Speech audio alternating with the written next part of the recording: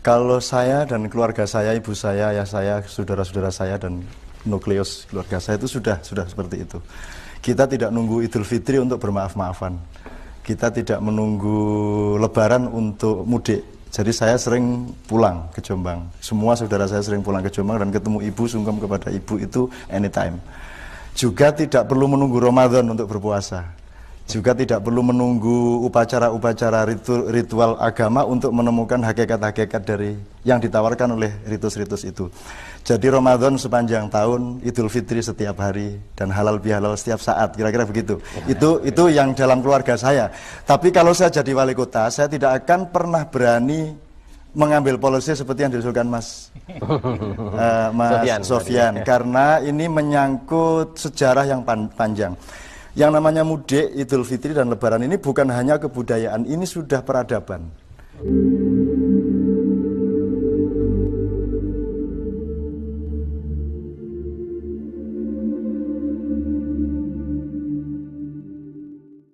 Terima kasih. Sekarang kita akan berikan waktu kepada para hadirin di studio. Tentunya sorotan dari PMH bagaimana ketidaksiapan pemerintah dalam memberikan infrastruktur atau pendukung sarana mudik dan seterusnya. Juga bisa melihat dari apa yang tadi sudah dikemukakan oleh Pak Wali Kota, misalnya imbal jawab, istilahnya tanggung jawab yang sepihak dari masyarakat ya, yang khususnya diberi kesempatan untuk menikmati ya Lebaran di Malioboro dan seterusnya. Silakan dari silakan. Baik, terima kasih. Assalamualaikum warahmatullahi wabarakatuh. Waalaikumsalam. Nama saya Sofyan, asalnya dari Gudian. Saya aktif di Gerakan Pemuda Keadilan Yogyakarta. Belum pernah mudik, Mas? Belum pernah. Oh, belum pernah mudik ya. Makanya ini ikut senang dan juga ikut prihatin juga atas korban maupun juga banyak hal yang positif dari Jogja tadi hasilnya.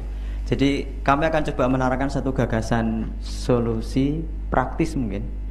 Ada dua. Satu, minta sponsor dari Cak Nun, yaitu tentang mengkampanyekan mbok mudik itu dibagi dua. Karena kita punya hari raya besar dua. Bahkan yang mestinya dikatakan hari raya besar itu malah Idul Adha. Tapi di Indonesia malah jadi kecil. Padahal orang-orang kampung-kampung saya itu kalau nyebut itu besar. Boto besar kecil. Begitu ya. Besar, boto besar gitu. Iya. Boto besar. Nah ini mungkin Cak Nun yang bisa mengkampanyekan ini supaya meminimalisir korban tadi. Jadi positif mudik itu jelas positif, banyak hal yang kita bisa dapatkan. Tapi kalau memang pembangunan bisa merata kemudian tidak ngumpul 86% uang itu di Jakarta, memang mungkin tidak jadi seperti ini. Tetapi karena itu belum terjadi pemerataan dan seterusnya ya, solusi praktis tadi lah, lewat budaya mungkin ya, kebiasaan. Kalau nanti sungkem atau kemudian silaturahmi sungkeman atau apa namanya itu, kalau di kampung saya itu namanya ujung, itu dibudayakan di dua tempat tadi. Mungkin orang bisa memilih. Kalau Lebaran Fitri itu terlalu jubel, nanti aja lah. Kalau Lebaran Idul Adha begitu. Kalau itu sudah 33 kali dilakukan atau dikampanyekan, kata di Seven Habits itu nanti akan jadi kebiasaan dan orang juga akan enjoy dengan itu. Nah ini kalau sepakat minta tolong Cak Nun untuk mengkampanyekan ini.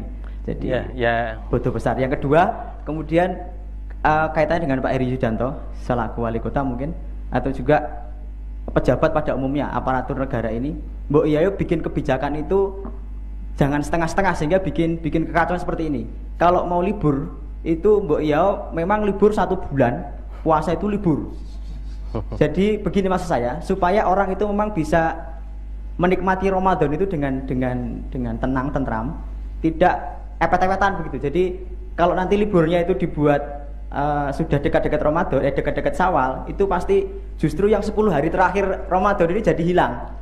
Maknanya hilang, dari sisi rohani hilang karena sibuk belanja, sibuk. Padahal kan sebenarnya hari-hari pertama Ramadan kan bisa belanja mereka. Bisa belanja, bisa mudik juga sebenarnya. Kalau memang liburnya 1 bulan itu. Atau yang kedua, liburnya mending setelah Syawal saja sekalian. Jadi Ramadan itu full kerja. Sholat Id juga di tempatnya masing-masing. Di Jakarta ya di Jakarta, nanti mudik itu setelah Lebaran. Sehingga waktunya libur 1 bulan itu tapi Syawal. Iya. Libur 1 bulan Syawal gitu. Oke, jadi ada terima dua kasih. hal.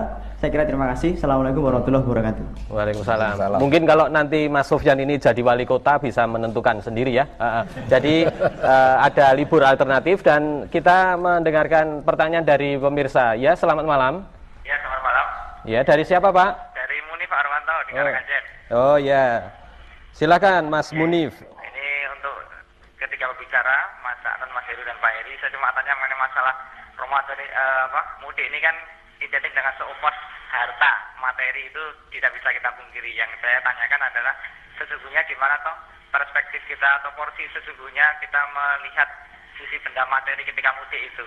Dari sisi Mas Anon yang budayawan, juga nanti dari Mas Heru dan Pak Heri itu gimana toh posisi harta sesungguhnya kalau kita pas mudik itu, apakah memang harus ditampilkan atau bagaimana membelanjakannya sesuai porsinya sehingga kesannya nanti tidak tidak begitu gemerlap, sehingga tidak begitu masyarakat tidak ada yang merasa ya terpinggirkan karena nggak punya harta dan sebagainya. Intinya sisi rahmatan lil alamin Islamnya itu di mana gitu. Jadi saya kira begitu. Terima kasih. Terima kasih Mas Munif. Jadi ada dua penanya.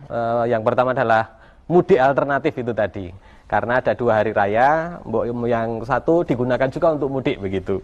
Kemudian tentunya kepada Pak Heri nanti untuk liburan ini bisa diusulkan kepada pemerintah ini di pemerintah pusat. Kemudian tadi sisi materi. Pada Cak Nun dulu. Mas Sofyan gini, kalau saya dan keluarga saya, ibu saya, ayah saya, saudara-saudara saya dan nukleus keluarga saya itu sudah seperti itu. Kita tidak nunggu Idul Fitri untuk bermaaf-maafan. Kita tidak menunggu Lebaran untuk mudik.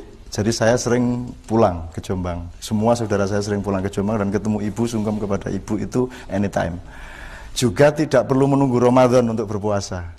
Juga tidak perlu menunggu upacara-upacara ritual agama untuk menemukan hakikat-hakikat dari yang ditawarkan oleh ritus-ritus itu. Jadi Ramadan sepanjang tahun, Idul Fitri setiap hari, dan halal bihalal setiap saat, kira-kira begitu. Itu yang dalam keluarga saya. Tapi kalau saya jadi wali kota, saya tidak akan pernah berani mengambil polisi seperti yang diusulkan Mas Sofyan, karena ini menyangkut sejarah yang panjang. Yang namanya mudik, Idul Fitri dan Lebaran ini bukan hanya kebudayaan, ini sudah peradaban. Ini sudah ngakek nek coro galih asem wis dadi akik wis angel digeraji. Karena secara teknis bagus. Dibagi 2 Idul Fitri dan Idul Adha. Tetapi siapa yang mau? Karena Idul mudik dan Lebaran dan Idul Fitri itu momentum dan rosonya ketemu.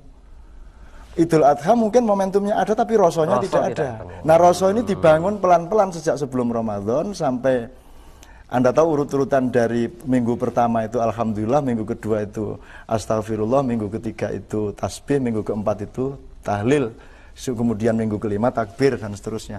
Itu ada bangunan-bangunan yang memang di dalam Islam diinterpretasikan sebagai pembangun rasa orang berlebaran. Dadi nek kuwi diwalik kowe kira-kira diobong kowe kantor wali kota. Nek arep usul kayak ngono kuwi apik banget kuwi. Apalagi soal libur tadi riyo-riyo ora libur wis kowe mung dianggap PKI kowe engko. Kira-kira gitu ya Mas ya. Ini ada telepon. Selamat malam. Assalamualaikum. Waalaikumsalam. Dari Pak Nasir Ahmad di Cileban. Oh iya, silahkan Pak Nasir. Ya, terima kasih Bapak Wali dan Pak Cak Nur.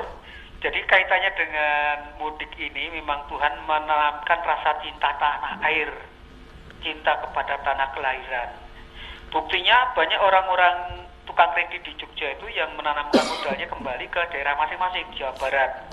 Orang Gunung Kidul pun juga menanamkan modalnya nantinya ke desanya, dia bangun rumah dan sebagainya. Yang kedua kali, kaitannya dengan mudik Lebaran, ini sebenarnya kalau saya malah saya agak bid'ah, Pak. Persoalannya Rasulullah menyampaikan bahwa kalau kita punya kesalahan, dalam waktu 3 hari harus dituntaskan, diselesaikan. Jadi tidak ditunda. Jadi di sini motivasinya bapak-bapak kita, yaitu para ulama kita, harusnya ditanamkan seperti itu. Karena mudik ini juga membuat kekacauan juga kreditnya daripada arus lalu lintas. Jadi kita ini suka kepada hal-hal yang sifatnya sifatnya seperti buka kendang tutup kendang, hanya formalitas. Lihatlah di Jogja ini. Kalau di Jawa Barat bulan puasa itu warung-warung tutup hampir semua, tapi di kota Jogja ini banyak sekali yang buka dengan tidak ada rasa sedikit pun rasa tanggung jawab terhadap dirinya masing-masing dari bulan puasa. Yeah. Jadi itu Pak. Jadi gitu? Yang penting adalah motivasi dari para ulama sehingga maaf itu tidak harus 1 tahun. Iya. Itu Pak. Begitu Pak Nasir. Iya. Assalamualaikum warahmatullahi wabarakatuh. Waalaikumsalam. Jadi silahkan kembali ke Cak Nun ini.